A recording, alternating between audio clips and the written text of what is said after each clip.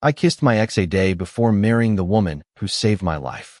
Now I face public humiliation, her father's punch, and the ruins of the life she once helped me build. It all started with a warning, one I chose to ignore. I'm 30 years old, and until recently I was engaged to Eliana, who is 27. We lived together for 2 years, and although our relationship was calm, stable, even admirable from the outside, something inside me was always divided. Eliana is an impeccable woman, intelligent, structured, one of those people who always have a plan. She was my partner, my anchor, and although it's hard for me to admit, my savior. When we met, I was stuck. She pushed me to grow, and her father, owner of an important company, gave me a job opportunity that opened all the doors I hadn't been able to knock on alone. That's how strong her support network was. But there was a side of her that I found hard to handle. She meddled in my decisions, in my time, and my silences. Not out of malice, but out of that constant desire to improve everything. And although I smiled on the outside, inside, I felt suffocated. That wasn't her fault, it was mine. Because I never spoke up. And then Juliana returned, my ex, my first love, my first betrayal. Juliana and I were together from when I was 22 until I was 25. It was an intense relationship, one of those that consume you. She cheated on me. Then she spread the story that I had cheated on her, that I was jealous, toxic, controlling. And the worst part, my family believed her. My sister called me an idiot. My mother looked at me as if I had killed a dog. I didn't defend myself. I loved her too much to tarnish her name, even after what she did. After that, Juliana moved to another state, and in time I met Eliana. Everything was healthier, more stable, more correct. Until 6 months before the wedding, I saw Juliana leaving a coffee shop with my sister. She looked the same, though more adult, softer. She greeted me as if she hadn't destroyed me. She asked me what was new in my life. I told her I was engaged. She smiled, said she was happy to see me happy. And then, as if nothing to see when we could catch up, days later my family organized a lunch. They invited Eliana and also Juliana. I didn't find it strange. After all, everything was in the past. No error. During the meal, my sister and my mother wouldn't stop talking about how Juliana and I were the ideal couple, how everyone thought we would end up married, how she made him truly laugh. I tried to change the subject. I looked at Eliana. She was stiff, tense, but silent until she stood up and said with a forced smile, "I'm feeling a bit unwell. I have to go." I approached her. I asked if she was okay. "Yes, don't worry, you stay. I just have a bit of a headache." And she left. My family shrugged. They said it wasn't a big deal, that they were just reminiscing about old times. Even Juliana apologized with that sweet voice of hers. I told her it was nothing. A lie, it was something. I just didn't want to see it, or worse, I didn't want to stop it. That was the warning. A woman who loved me leaving a family meal because she couldn't stand everyone idolizing my ex. A clear sign, a crack that had already opened, and I, like an idiot, watched it happen. I heard it, and still I sat there eating as if nothing was wrong. I thought everything was under control, but what you don't know is that the past doesn't stay asleep when you invite it back into your life. After that meal, Juliana started to reappear as if she had never left. First casual messages, then coincidental waits outside my work, then invitations for coffee like before. I didn't know how to say no without seeming resentful. And deep down, I didn't want to say no. That was the real problem. It wasn't the coffee, it was the comfortable silence I found with her. The first time we went out was to a small coffee shop, half hidden on a side street. Juliana ordered the same as always. She asked about Eliana, about the wedding, about my job. And then with a sad smile, she said, "You don't know how happy it makes me to see you happy, even if it's not with me." I said nothing, I just looked down. And just like that, without saying it, we opened the door that should have remained closed. We started seeing each other more often. Coffees, short walks, impromptu dinners. I would tell Eliana I was out with work friends, that I needed to clear my head, and she believed me. She always believed me. One afternoon, Juliana took me to a park where we used to go when we were a couple. We sat on the same bench as always. "Do you remember this place?" she said. "This is where you told me you loved me for the first time." And unintentionally, I remembered it clearly. The cold in my hands. Her smile, and it hurt me, not for what we lost, but for what I still felt. She looked at me with those big eyes that always disarmed me. "Can I tell you something without you getting angry?" "Say it." "Sometimes I think if I hadn't messed up with you, you wouldn't be about to marry someone who doesn't make you laugh the same way." I laughed nervously. I told her that wasn't fair, but a part of me thought the same. Eliana noticed. She would ask me if I had seen Juliana. I would say no or yes, but by chance. I was lying with an ease that disgusted and pleased me at the same time, because the closer I got to Juliana, the freer I felt, and the more I lied, the more convinced I was that I could handle everything without hurting anyone. One day, Eliana looked at me intently in the middle of dinner. "I don't want you to invite her to the wedding," she told me. "Who?" "Juliana." Silence. I asked why, and she calmly but firmly told me everything, that she made her uncomfortable, that she didn't trust her, that she felt invisible when my family talked about the perfect ex, that she didn't want to start a marriage carrying a ghost. I took a deep breath. I told her I understood, but that my family insisted that she was an old friend, that excluding her would be awkward, that I didn't want them to think she controlled me. I insisted, day after day, until one night, while we were eating in silence, Eliana put down her silverware and said, "If it makes you happy, let her come." She didn't argue, she didn't scream, she just gave up. And I, like an idiot, felt relieved. I thought, it's all under control now. But it wasn't under control. Juliana, for her part, became more insistent, sweeter, more present. She started sending me audio messages, reminding me of anecdotes, telling me she dreamed of me, or that she passed by a place that reminded her of us. And I played along, because there was a broken part inside me that wanted to feel desired again.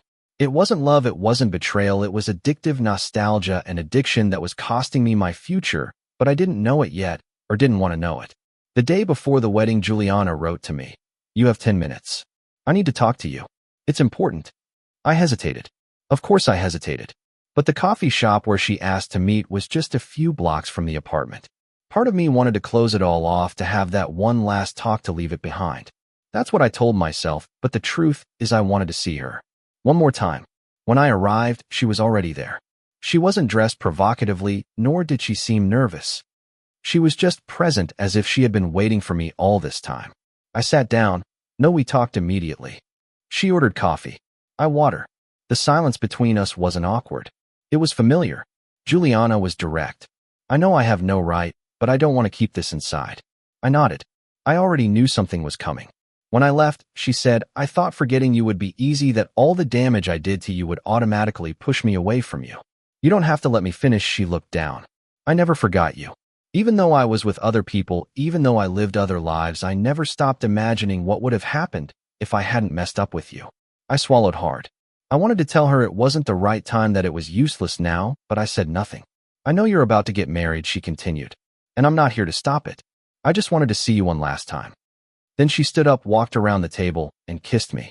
It wasn't long or wild, it was slow, tender, dangerous. It took me too long to pull away. A second too long. When I did, I said, "This isn't right. I know. I'm getting married tomorrow. I know. You shouldn't have done that. I know." Silence. Then she looked at me, without a trace of tears, just with certainty. "What if it doesn't work out?" My stomach tensed. "What? What if you're not happy with her? What if you find out she wasn't the right person?" "Don't say that. Just promise me something." There it was. There came the phrase that marked the beginning of the end. "If you're not happy, if you ever realize you made a mistake, find me." I could have stood up. I could have said no. I could have set a boundary, but I didn't. I promised her I would. I told her I hoped everything would work out, but if I wasn't happy, I would look for her. That if something didn't work out, she would be there, that I couldn't do anything now, but that maybe one day. And she, as if it was what she had needed to hear for years, smiled. "I'll wait for you," she said. That night, I arrived at the apartment with my heart pounding in my ears. Eliana was on the couch, her eyes swollen. I stopped in my tracks. I didn't know how much she had heard. I didn't know if she knew anything. "Did something happen?" I asked. "No, just thinking." Silence. "Are you sure you want to marry me?" she blurted out. And I, with the echo of the kiss still on my lips, with the promise vibrating at the back of my neck, answered yes. "Good." She stood up. "I'll sleep at a friend's house. You know it's bad luck to see each other before the wedding." She smiled. But it was a sad smile, one that seemed to have understood everything and no longer had the strength to fight. "Be on time," I told her. "You too," she replied. And she left. I was left alone in the apartment where we planned to start our life, alone with the ring, with the memory of the kiss, with a promise no one forced me to make, and with the feeling that I had crossed a line I could no longer erase.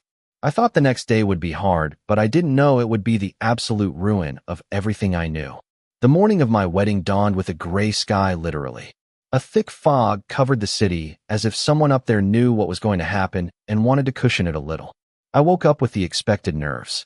It wasn't fear. It was a mix of anxiety, guilt, and an insistent little voice whispering to me, "You still have time." I didn't listen to it. I got dressed. Tailored suit, new shoes, rehearsed smile. The ceremony was at 5. Everything was ready. The hall decorated, the guests seated, the photographer hired by her family milling around. The perfect wedding on the surface. My mother hugged me when I arrived. My sister wished me luck.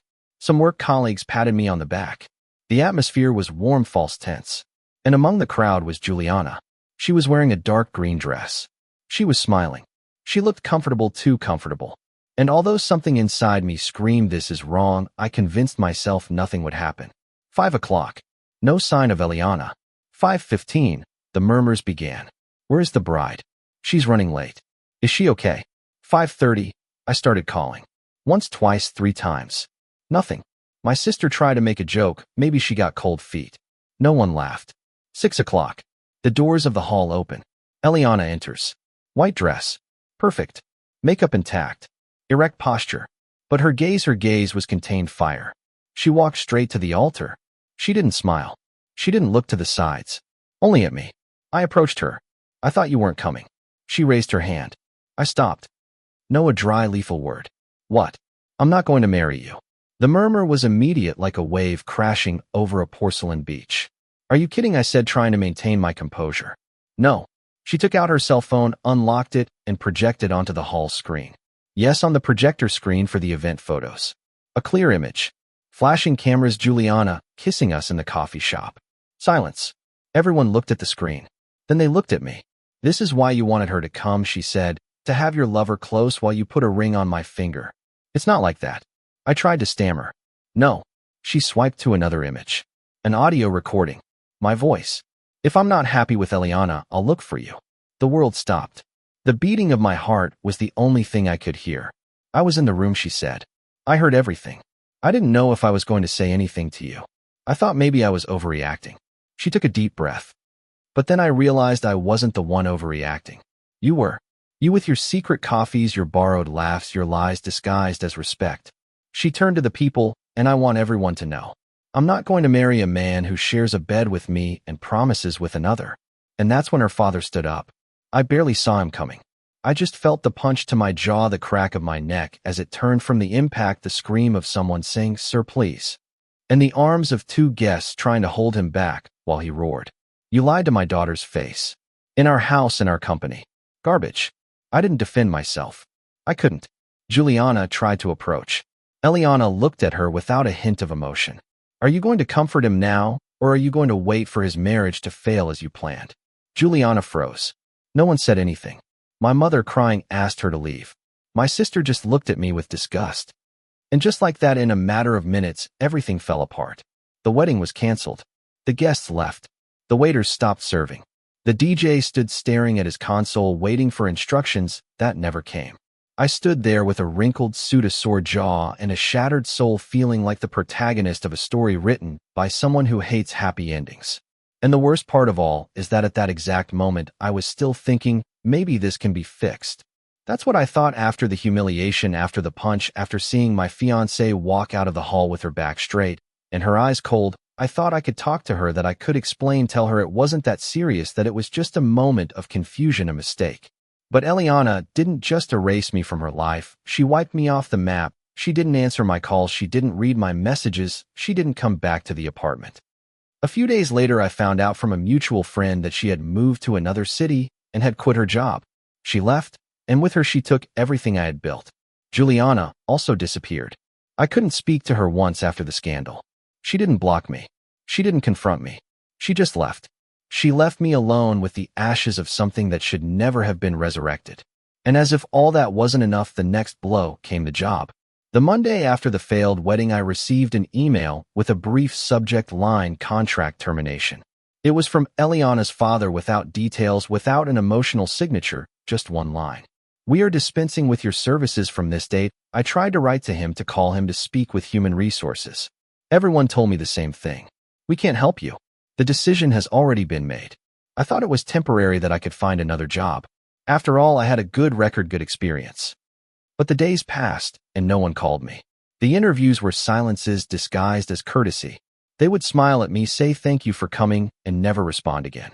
Until an old colleague told me in a low voice, almost a whisper, "Your name is burned." I'm sorry, bro. How? Your father-in-law has weight in the industry, nobody wants to mess with him. And so I understood that it was no longer an isolated mistake, it was a structured punishment. I lost my savings. The wedding, although it didn't happen, was still charged for. The hall, the photographers, the food, everything was signed and paid for. Zero refunds. Everything I had in my account vanished in 2 weeks. I sold my car. I fell behind on rent. The landlord was understanding for a month. Then not so much. Now I live at my cousin's house. I sleep on an inflatable mattress in the corner of his study between an exercise bike and a pile of boxes. My mother calls me, my sister doesn't. They both told me, "You brought this on yourself." Maybe they're right. I spend my days sending resumes to companies that don't know me. I lied on some I omitted names, but the moment of truth always comes. And then silence. The nights are worse. I fall asleep late listening to podcasts to distract myself. I wake up late with no goals. I live in a limbo waiting for something, anything to pull me out of this paralysis. But nothing comes. Sometimes I reread Eliana's messages, the old ones, the happy ones, when she told me she loved me, that she trusted me, that she was proud of what I was achieving, and I hate myself, because everything she built with me I broke for a stupid phrase, for a kiss, for a promise I never thought I would keep. And still there's a part of me that resists. That whispers it was just a mistake, a conversation, a confused ex. Was it really that big of a deal? I don't know. Or maybe I don't want to know. I guess that's the most honest truth I can say right now. I've had too much time to think. And when I say too much, I don't mean it as a casual expression, I mean it literally. When you don't have a job or a partner, or a wedding to plan, or a life to take refuge in, you're left with just this thinking, reviewing, rewinding every key scene, and wondering if there was anything you could have done differently. And you know what the worst part is? Yes, there was. I could have said no to the coffee. I could have been clear with Eliana. I could have not lied. I could have not kissed Juliana.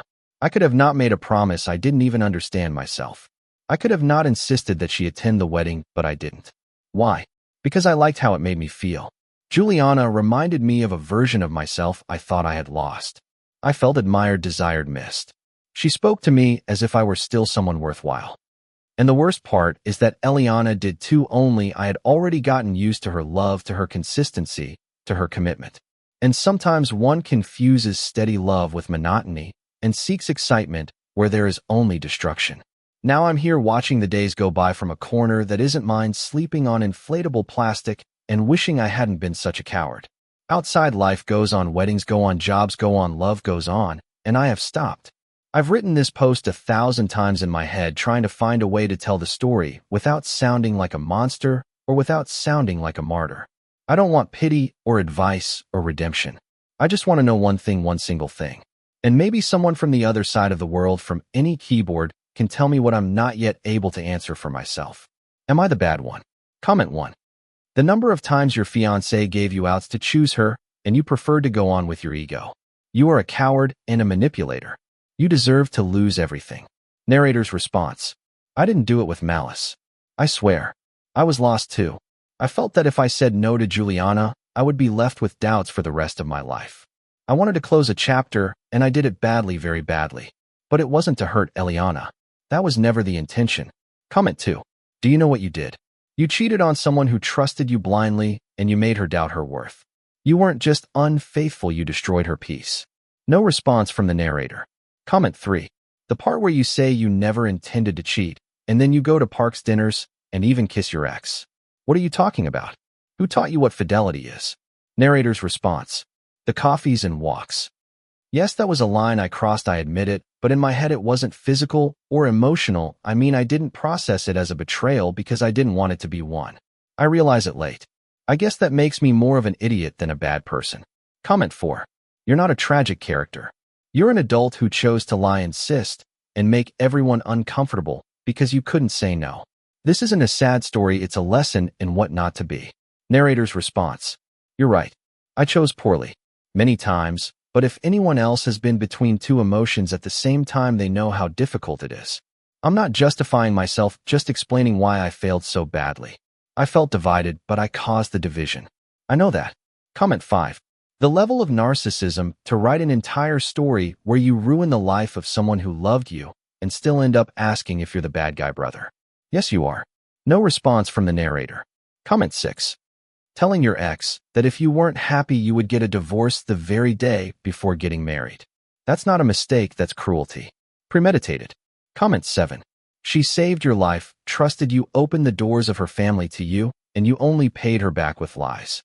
If that's not being the bad guy, then I don't know what is. Narrator's response. What hurts me is that everything you're saying is true. And yet part of me feels it wasn't out of malice, but out of clumsiness. I don't know if that makes it less terrible, but I do know it destroyed me. Me too. Comment 8. Unbelievable. How you did everything an unfaithful person would do, but you keep calling it confusion.